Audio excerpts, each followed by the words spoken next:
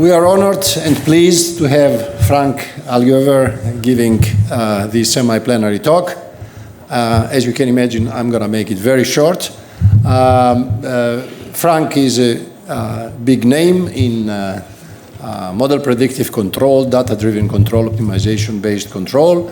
He is a professor at the University of Stuttgart and well known to all of you. He has several awards.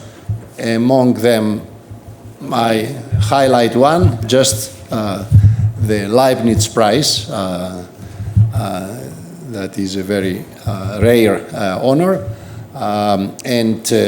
He was IFAC president, as you may know, 2017 to 2020. And he's vice president of the Deutsche Forschungsgemeinschaft, which is the German research foundation. I'm wondering how he can manage all these, but he can.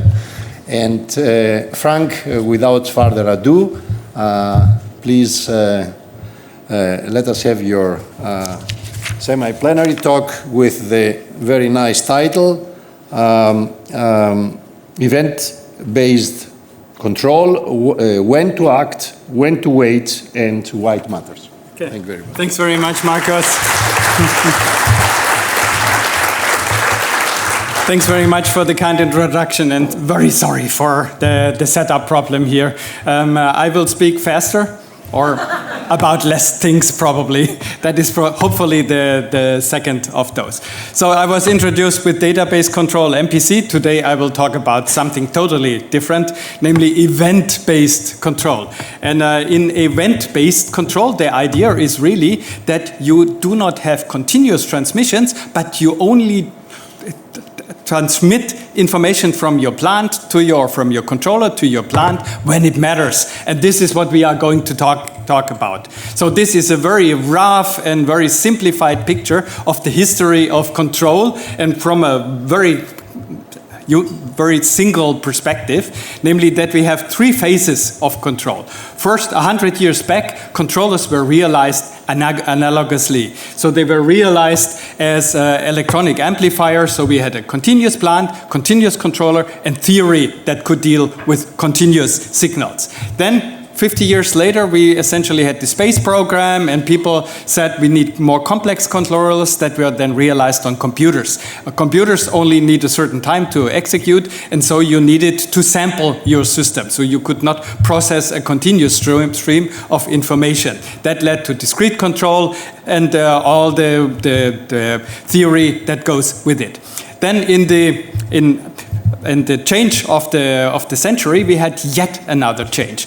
Before, computational resources were the limiting resources. Now the computation was really ubiquitous. You could really fast compute, but the transmission of signals, the communication between your controller and your plant was done over a joint network, over a common communication path that other users also used. And that then led to the next generation of control systems, network control systems, where the communication now plays a role. And that led, among others, to events being. So you transmit only when something happens in your closed loop. Maybe I'm taking that off, if that's possible. Probably no, not possible. You said you had another microphone? It's not working, okay. Am I surprised? Not really. Okay, I will just live with the fact. So what we then now have in the future is we look into neuromorphic engineering, things like that, that the brain is a very efficient controller, as we know. Sometimes we are able to connect systems to a network, and sometimes we are not, but very efficient, but it works on an event basis. So there is an event stream going into the brain, and then with a very low energy consumption, the brain computes something and then gives a signal, say, for example, to a muscle to execute something. This is neuromorphic control, and it is a very future-oriented thing because you increase the efficiency of your system. There again, thanks very much. Okay, perfect, yeah. And there again, we have event streams that go into our system and event streams that come out and that are being processed. Now, that all is something that you can either deal with a new theory, that you say we need something completely new there, or with, say, automaton, or with discrete event systems, or you can look at it also in a classical framework where we have our regular continuous time or discrete time systems, and we overlay an abstraction of our communication on that. And that is what event-triggered control is. So what exactly is it? So what we are having is our sensor that communicates with the controller, that then controls a plant, which is an irrigation system here. And now if you are interrupting the signaling between some of those things, for example, between the sensor and the controller, and you take as an abstraction that you only close the loop at individual times, then these times when you close, these are essentially events. If you are closing that loop in a very regular fashion, then you get to periodic control that we normally have. It's also sometimes called time-triggered control here, so every 2 time units something is happening. Now, not even my pointer works. So every 2 time periods something is happening at the control plant. But of course, that's not needed that you do that in a regular fashion. You could also triggering based on something happening in your system. For example, if your state reaches a certain threshold. So here, this red line, so if the state reaches a threshold, then you trigger a control signal, and in this case, the input, thanks very much, yeah. Then the input resets the system to 0. Now, the question is really, we have here 2 such events that happen over that time, and if you compute it, you will see that the control performance of those 2 controllers are the same. So the hope is a little bit, or the hope is very much, so that with fewer triggerings at smart time points, you can achieve the same performance in your closed loop. And then, of course, you save resources on the transmission of signals. Resources, for example, that the battery is less depleted when you have such an offline system that runs on a battery. For example, that is very important if you look at medical applications when your battery is under your skin and there's an operation needed in order to replace it. But it can be also other resources. For example, if in a biological plant, you can only measure the temperature, but in order to get the concentration, you need work. You know, somebody has to take a sample, analyze it, and you don't want to do that at times when it's not really necessary. So the hope is with less transmissions, getting the same performance. And now the obvious questions comes up. These are the questions of the talk. So when should we trigger? How can we really then guarantee that we have good closed loop properties? And do we really save resources? Maybe it's even, if we do this event-based, we even need more triggering points than with a good periodic controller, and which application fields may be good. So the first one that we all know is time-triggered control, periodic control. So with very equal sampling intervals, inter-event times, if we want to use the language of the events, with very simple inter-event times, we take a measurement and then do a computation. And now, event-triggered control, we continuously observe the plant, what the plant is doing, and then we have a rule, a triggering rule, that determines when we close that switch. So only if something happens, like we reach the threshold, we close the switch, take the new measurement, and do something in our closed loop. So this is event-triggered control. But it has also a drawback, event-triggered control, namely in order to be able to evaluate whether you have whether your triggering rule is specified, you need to observe at all times what your measurement is. So if you want to trigger if a temperature reaches a certain stage, you have to constantly measure the temperature, otherwise you wouldn't know that you reached that stage. And there's where self-triggered control comes into play. In self-triggered control, at each triggering point, you not only close the loop and submit a control signal to the plant, but you are also computing when you want to trigger the next time. And then you do not have to measure in between. You just trigger the next time at that time point. This is self-triggered control. An event-based control, the title of this talk here, is really event-triggered control plus self-triggered control plus whatever else in event-based options you might also come up with to do them. Now, if you sample less and less, it's kind of clear that you might be losing the stability properties of your system. But before looking at that, let's look at how we trigger. So we have again the same picture here, and what we are now looking at is the sampling-induced error. So if the switch here is closed, then the X and the X hat are the same. Our sampling-induced error is 0. If we open up the switch, then the system does something, and the X hat and the X will deviate from each other. So that's the sampling-induced error. Now let's have a look at how triggering rules could look like. So for example, this absolute threshold triggering rule that I was just mentioning says if my error becomes larger or hits a certain bound, then I'm triggering. So that's what this thing up there is saying. You can also introduce a K function into that gives you a little more flexibility. So it gives you, if you reach a bound, you trigger. Of course, that is not a very good way to do, because think about the system, it will just jump back and forth between the two bounds, so you will not be able to reach asymptotic stability. And therefore, there are other triggering rules, namely, for example, the relative threshold triggering rule. And in the relative threshold triggering rule, you adjust this threshold. So you don't keep it as a constant, but you adjust it. If you are very far away from where you want to be, you need to sample less. If you're driving on the road too far on the right-hand side, you have to steer to the left.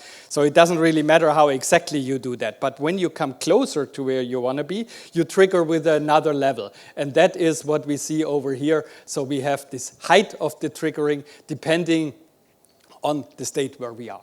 There are many, many more triggering rules. For example, dynamic triggering rules that average that, and coming from application, really a slew of different possibilities that we can look at.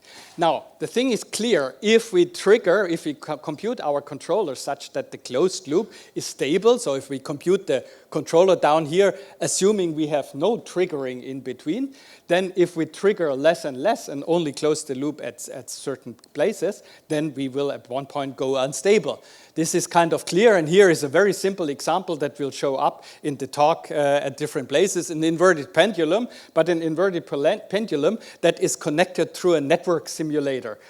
So the measurement of the plant connects through a network simulator with the controller, connects again with the network simulator to the plant. This is a setup that is done in our friend's lab at the University of Stuttgart. And they are interested in those network setups. Now, if you increase your triggering the triggering threshold, you trigger less, then of course this pendulum will have larger deviations. And let's see what happens. I switch it on. Now it's getting bigger and bigger, and at one point it will still tilt over. So no guarantee that you have closed loop stability, and you want to know that for sure. So clearly, the system theoretic goals that you have to have a way how to guarantee them. Stability, closed loop performance, and so on. So the problem is only we have many, many triggering rules. We have different ways how to compute our controllers, different plans, so how to do that. And there is a whole bunch of literature on that. Essentially, for every triggering rule, there are 2 or 3 different ways how you can analyze that. In principle, you are not expected to be able to read anything here. Just shows there is lots of things that are there, which is really bad, because then in your particular own case, you don't know what triggering rule and what method you should use. So what we should be looking for is a unifying framework that has all those things as a special case. And this is exactly what can be done, and that I will show you now. So the idea is now that we take this picture that we have here and look at it in a way that we say, okay, the controller I connect with the plant in a continuous fashion, so get a nominal closed loop, and what is affecting then my nominal closed loop is the sampling-induced error. That really, this difference disturbs my system. And now I'm rewriting that system into 2 parts. So I have an upper part, which is my nominal closed loop, and a lower part that essentially is the triggering mechanism and how the triggering mechanism affects my closed loop. And as input, it takes the X. So we have 2 different systems, interconnected systems, and now we can analyze the closed loop in that framework. Now, there are many possibilities how to do that, and I'm going to show you one that was done by my PhD student Michael Hertneck, and actually ex-PhD student since last week. So he devised a method that is very general, and his idea is the following. Same picture again here. Now let's try to abstract our nominal closed loop up there by saying we want to assume that we know an LP gain. Not easy to compute for nonlinear systems, but there are methods how you can assess that. So we know an LP gain for our nominal closed loop, and now we are looking at the triggering mechanism. Now the triggering mechanism we set up in a very particular way. Namely, we say we trigger when our measured LP gain from the X that goes into that block, that green block, to the E that comes out, if that LP gain is above a certain threshold that we call gamma E here. So if you have a trigger, then of course the error is 0, so you have a gain of 0. Now we let time pass, and then they deviate from each other, and the gain gets larger and larger, and once the LP gain reaches the max, then you say you trigger, and it's reset to 0. So this way we can assure that we have, for the lower part here, also an LP gain that is smaller than gamma E. Pretty tricky, right? That you just say, I use my triggering rule such that I satisfy what I want to leave. Now, whether that is a good rule or not, we have to see.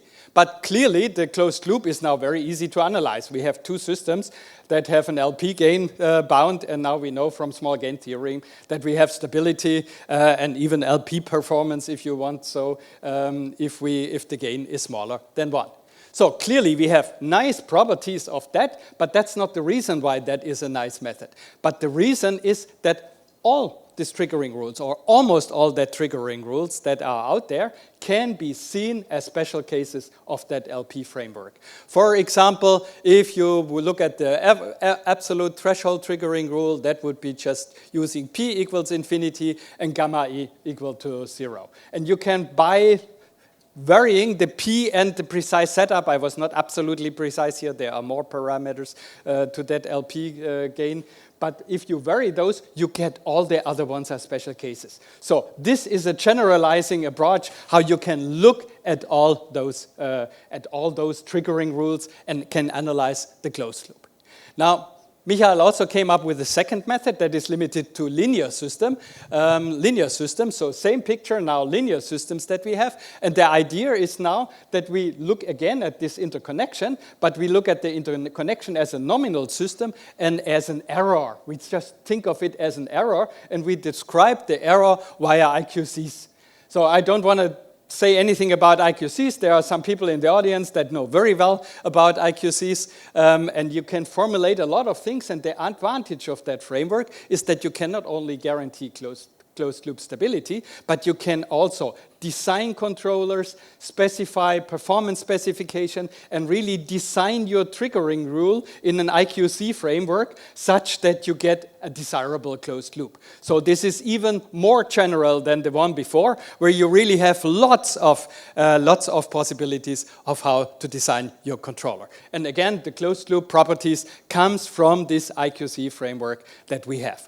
And there are many other ways that all work on that basis. So by other people, Alejandro Mas and Romain Postoyan have done a framework where they looked at this separation of closed loop with two elements. And the one we're doing Lyapunov framework, and the other one an ISS framework. Now, kind of obvious, right? So we have Lyapunov, LP stability, we have ISS, what else did I mention?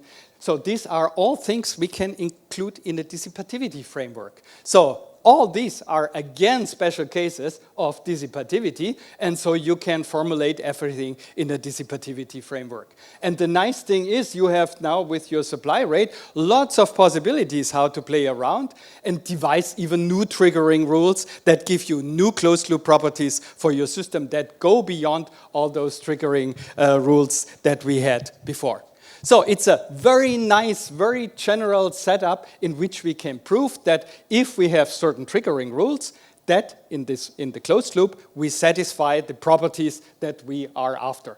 And in a unified framework, and in a framework where you can even come up with other ideas for how you want to trigger and what you want to achieve. So But that's not all, right? Or maybe not right, I shouldn't say. It's not obvious, I would say. But having closed loop stability is on performance is only one thing. There are other things that we need to take care of.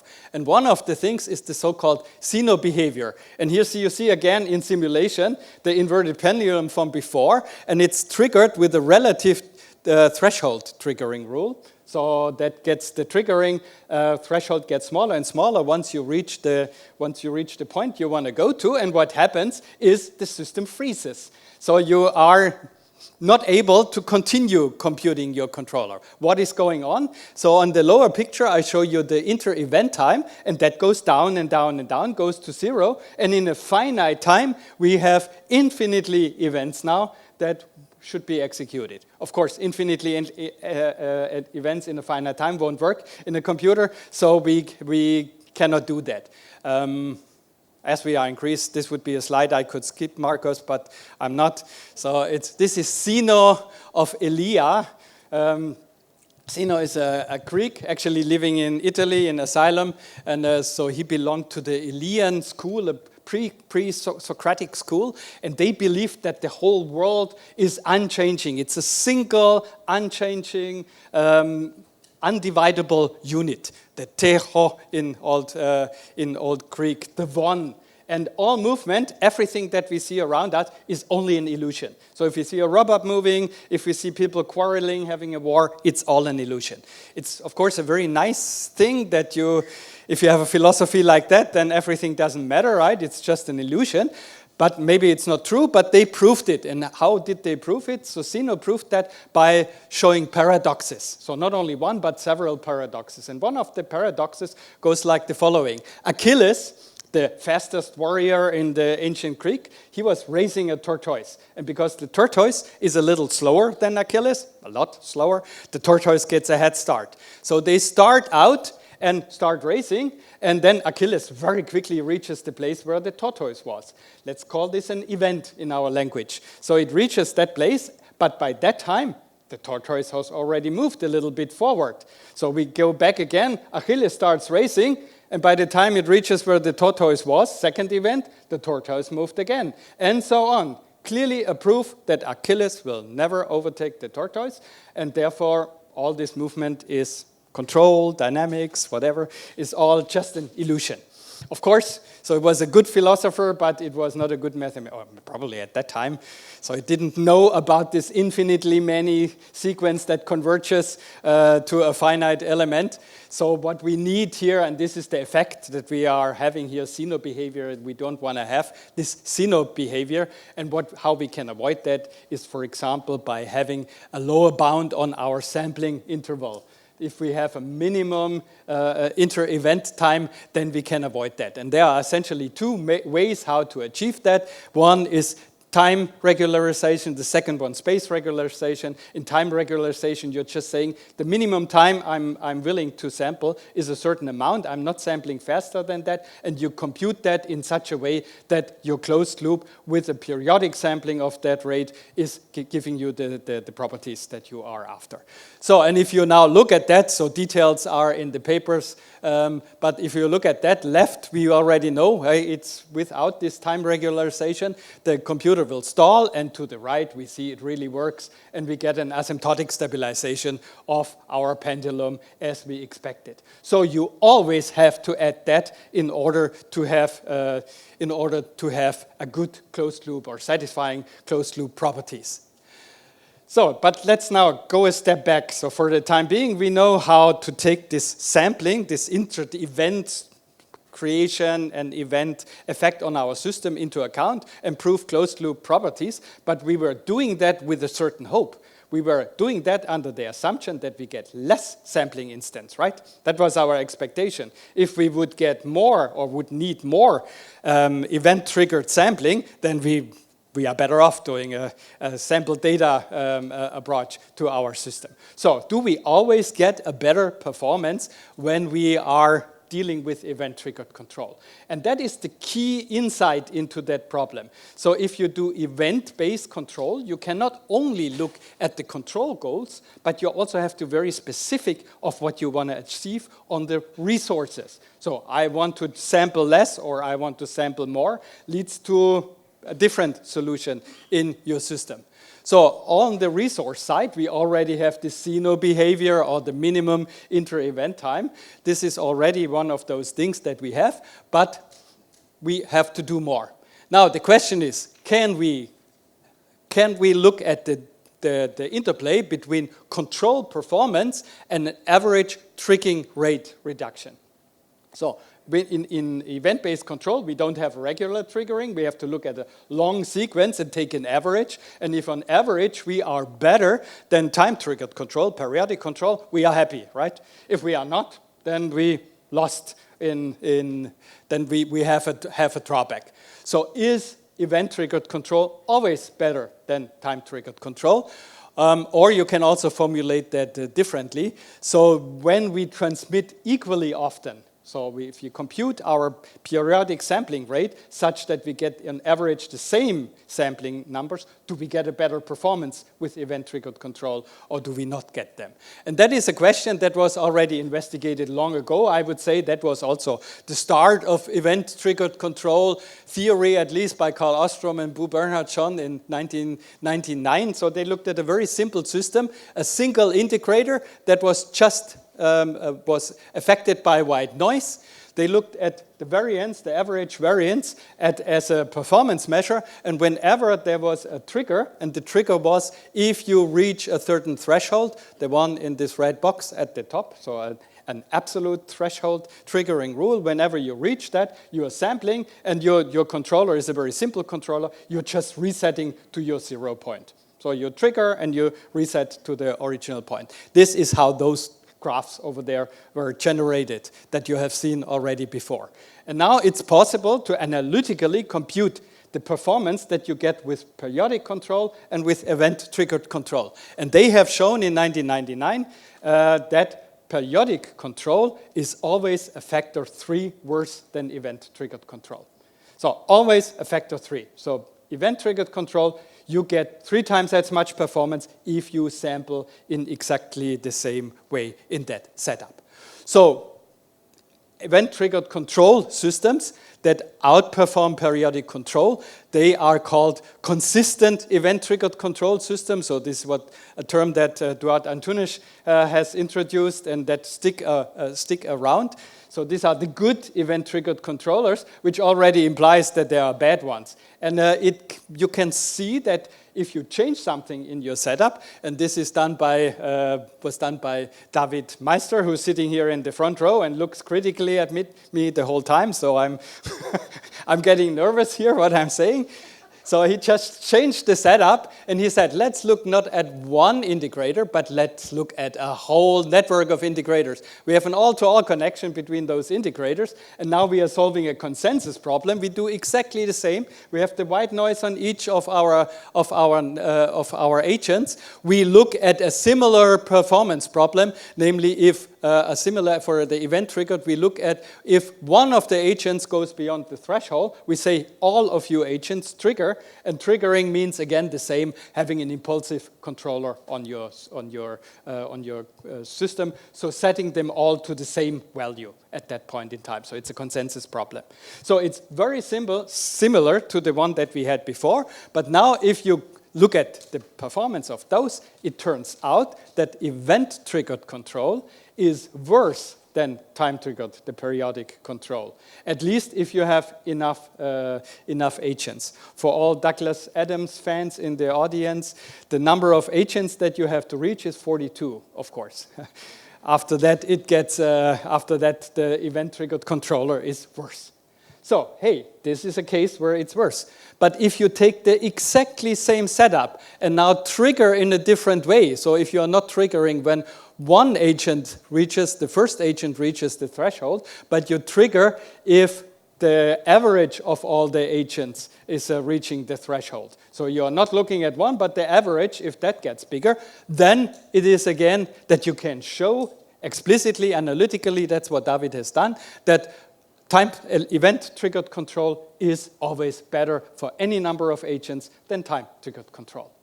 So there is it's a very simple setup and only a special case, but it already makes us wonder, right? So it's not so clear whether event-triggered control is always better than time-triggered control, and one has to look at that very carefully. And definitely just doing a simulation, counting triggers that you have, is not a good approach. You have to really set it up very carefully. You have to define what exactly you want to achieve. So you have to really precise in what you want to achieve, and then you can assess how that is done. This is also a result that David will present at the CDC in Rio, and that has been accepted for LCSS here. So really having a framework in which you can treat that and look at that problem in a general way. There are other people who have also looked at that, but the outcome in all those cases is analytically it's very difficult. So at least it's an open problem, I would say positively. If I would think of it more negatively, I see no hope that you can do for general systems and triggering rules, that you can really compute something, and therefore numerical methods really play a big role. So you have to assess that numerically, but again, not in the way that you are you're having one simulation and just counting and then say, oh wow, for my simulation it was good. That may be very misleading. You have to be very precise in that setup. For stability and average triggering rate, this has already been solved by Manuel Masso, but for control performance and average triggering rate, the question I looked at, it's an open research problem. So people should look and do look into that problem. Now, I mentioned at many points here, no details given here, and the details are all in the references, and of course nobody made a note of the references, but there is a trick. You only need one reference, and this is a link to the archive version of an invited paper for European Journal of Control. That is a survey paper on that field, and that link leads you to that paper that has all those references and many, many more also on that field. So there you can really look everything up in a very careful way. So what we now have is a framework, how to deal with closed loop properties. We have discussed, do we really gain something? But now the question, is it really this easy? Or is maybe the problem even a little more complicated? And indeed, it is a little bit more complicated.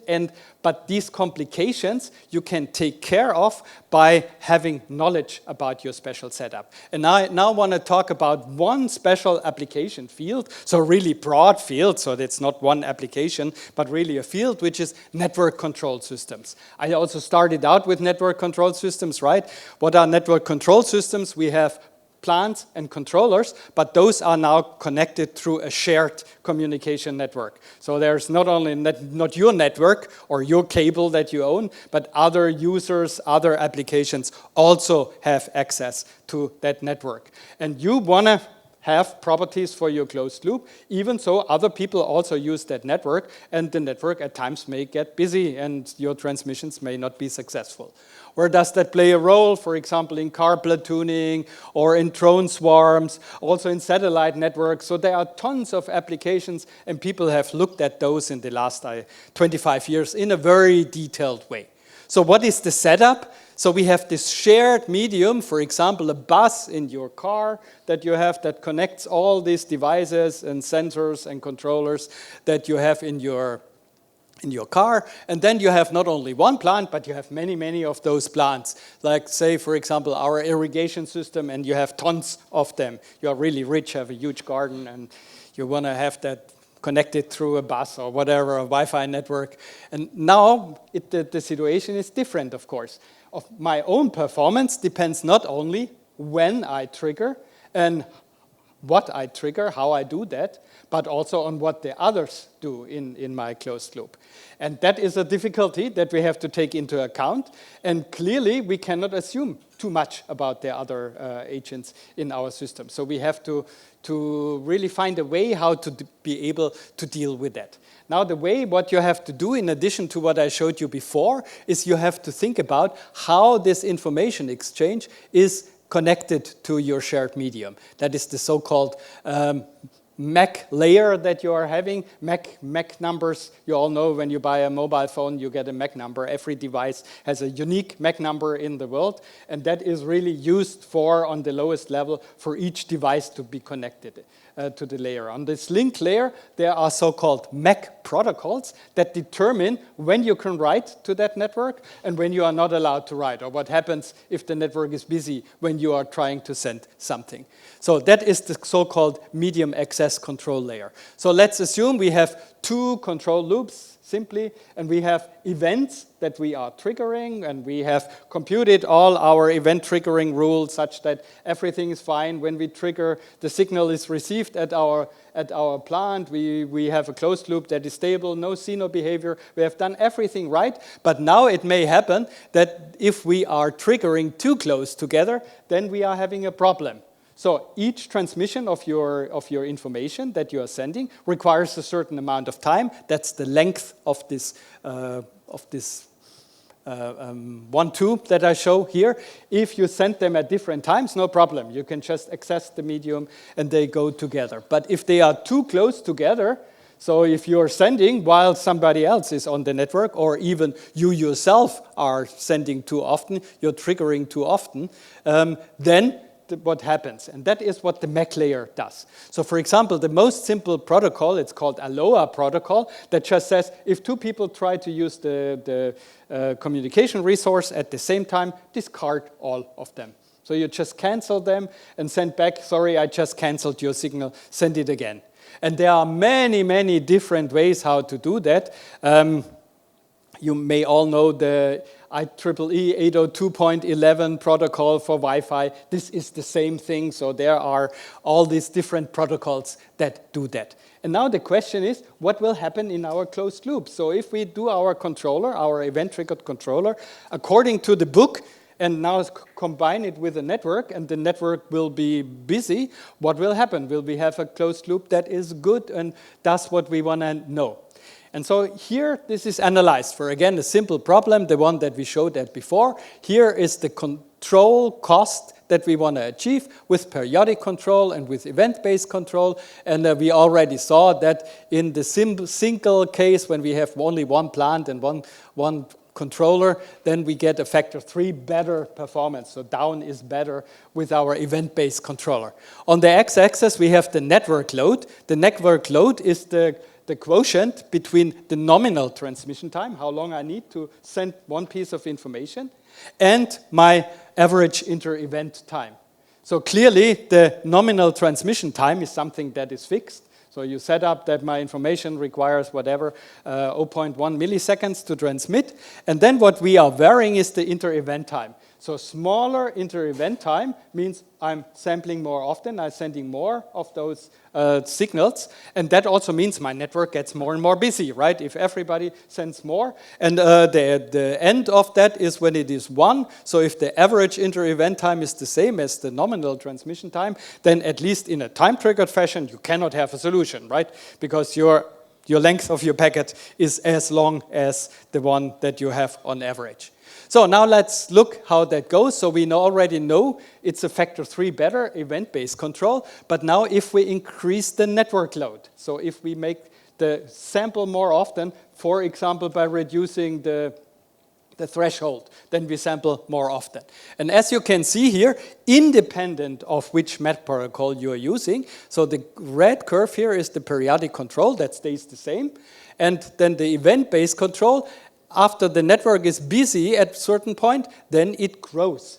Then you will just reject too many. You have too many at the same time that you give on your network, and the network says, sorry, I'm busy, rejected. Sorry, I'm busy, rejected. And then, of course, you get a much worse performance. And we can see we have this point here where the two lines cross at high network loads. But this is exactly where we want to operate, right? You don't want to have a resource that you have a huge bus system in your car and that is very fast and you are just only using it every few milliseconds. So you want to really operate your system at a high network load. Now, can you do something with that? So can you fix that problem and make it that our event-triggered control is again better than the time-triggered control?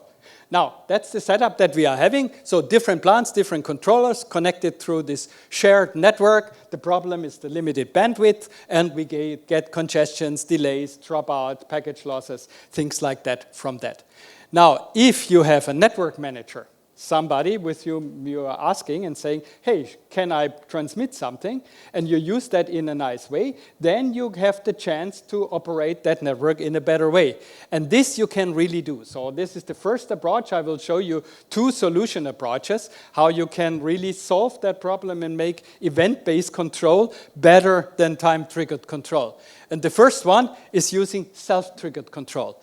You remember that I introduced self-triggered control at the beginning, didn't talk about it anymore since then. Here it comes again. So in time-triggered control, we have a triggering mechanism that observes our system and just triggers. In self-triggered control, at each triggering point, we compute when we want to trigger the next time.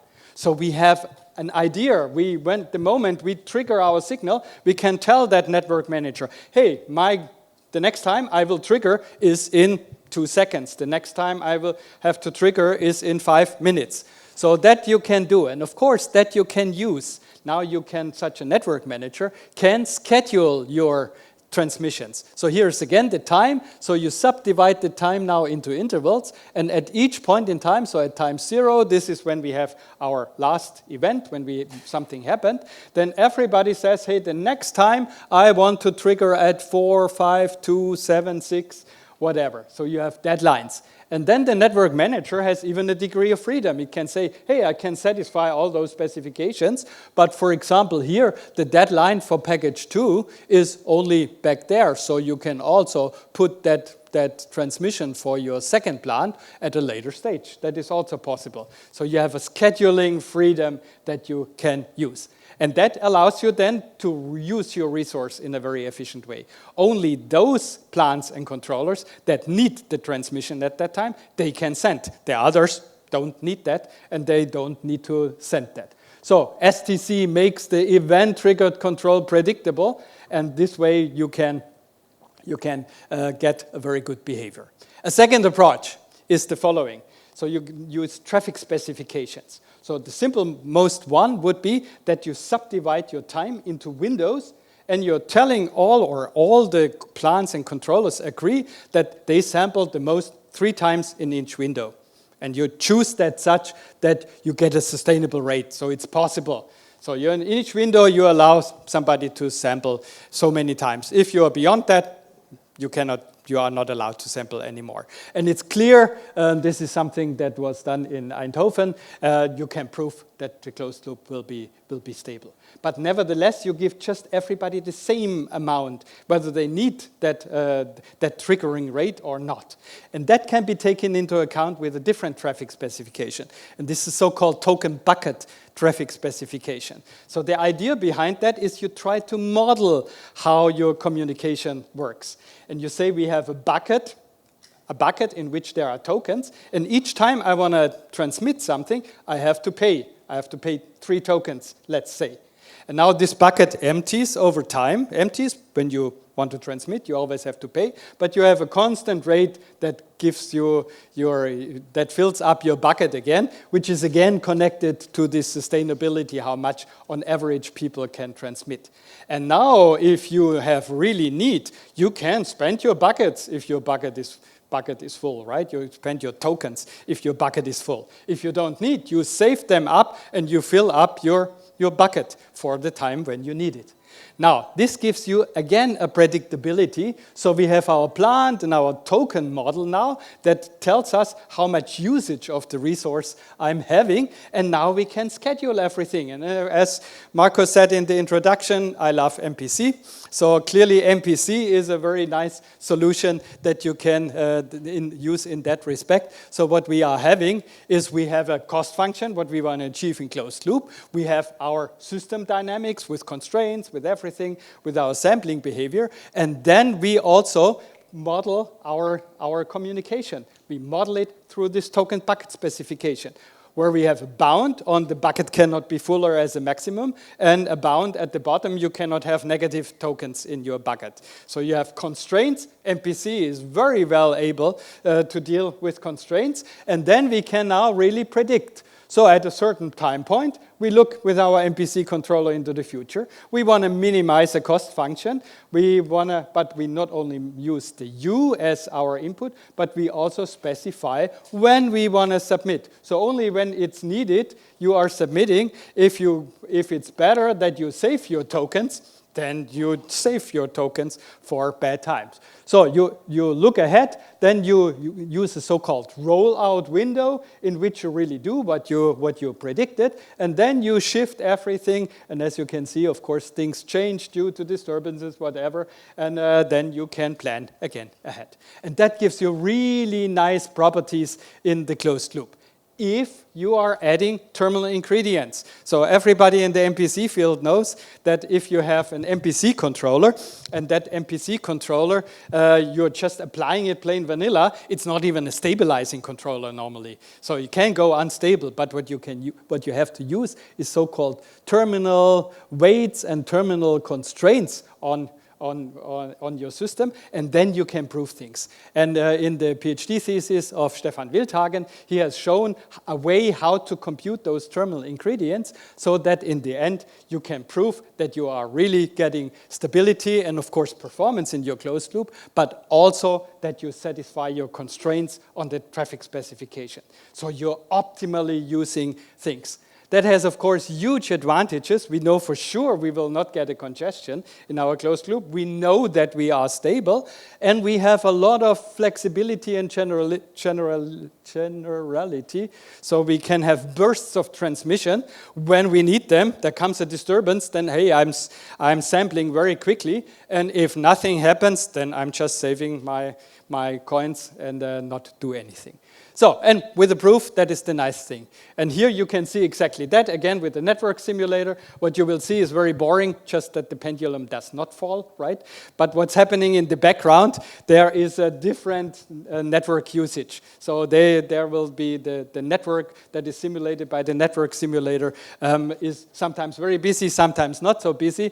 And what you can see here is that even for the swing up phase, this can work. But then once it's up there, then you can keep it up there, and now even if the network changes, so you make just the network very busy, whatever, then you will get a less good performance, clearly, because you're not allowed to sample as much as you do, but you stay definitely stable. So it really works. So we talked about control goals, about resource goals, how to achieve them together, a framework for event-based control, that you have to take additional things into account. And of course, there are many, many things that you can also or should also take into account. Constraint satisfaction, so for the last example, that is not an issue. For example, there you can have that network usage, data rate reduction. So it's a whole list of things for which you want to have methods, and they exist. So, and you want to really see how they compare to each other. Now, is this something that only concerns old things like network control, or also newer things, upcoming new things? I hinted at that at the very beginning already with neuromorphic computing. So is it only a look in the past and their event-based control was useful? No, I think it's really going also to be for the future. When we go to new application areas that are, for example, connected to neuromorphic computing, to neuromorphic control and neuromorphic engineering. So neuromorphic engineering is just brain-inspired software and hardware architectures. So you take the brain as something that has evolved over time in a truly efficient and excellent way, and you try to do the same thing in your real system. So the goal is really to have a highly efficient implementation, and that involves, like in the brain, that you have those spike trains. So you have events that are triggering your system. One thing, and I'm coming to the end very quickly, one thing in hardware is, for example, event-based cameras that all of you probably know. At the last ECC, we had a tutorial, I forgot what it was, a workshop on event-based cameras, which was in the biggest room, and it was not a was not a plenary, but it was totally full, that room. So people are really interested in event-based cameras. What you do in event-based cameras, you are not taking a whole picture with a lot of pixels, but what you are doing is you're looking only at those places where something changes. But you get that in a continuous stream that then you can use for whatever, detecting what's going on, or in closed loop. And that's, of course, what we are interested in. If you have those drones racing through rings, then you want to very quickly see where is the ring, and I don't want to hit that ring. But I'm only interested in the ring, not what the audience is doing in the background of my picture. So these are event cameras, and for the moment, people do lots of things with them, but showing in closed loop, like, for example, with these drones here, that you really get a stable and good closed loop, this is something that only very first simple steps are done. And clearly, event-based control, this event-based control framework, is a framework that allows to deal with that in a very systematic way. So we can really design our triggering rules, design what we want to do with those cameras with the goal in mind, that we have a certain performance, that we have stability. That is only one hardware way of how to do with that. There are other ways, for example, software, much older software things, event-driven software architectures, Apache, Kafka, Robot Operating System 2, for example. So these are event-based software architectures that are very efficient, like, for example, when you watch Netflix movies. So the Netflix movies are provided for you. You are down here, you choose your Netflix movie, and then that software architecture, when you press the button, hey, I want my movie, does the rest. Why do people program like that since many, many years? Highly efficient, very scalable, very cheap to come up with that. So lots of software works in that way. Now, if you close those loops, so if you now put a feedback into it, then you would also have in those software environments the problem that you have to prove certain things. And again, this event-based control framework is one that would give you the possibility to analyze these kind of things. Now, is this science fiction, something coming up somewhere? This is something that David found, actually. It's from NASA. An idea that they want to have rovers on Mars and on the moon, and that do control tasks, and they really use those neuromorphic elements.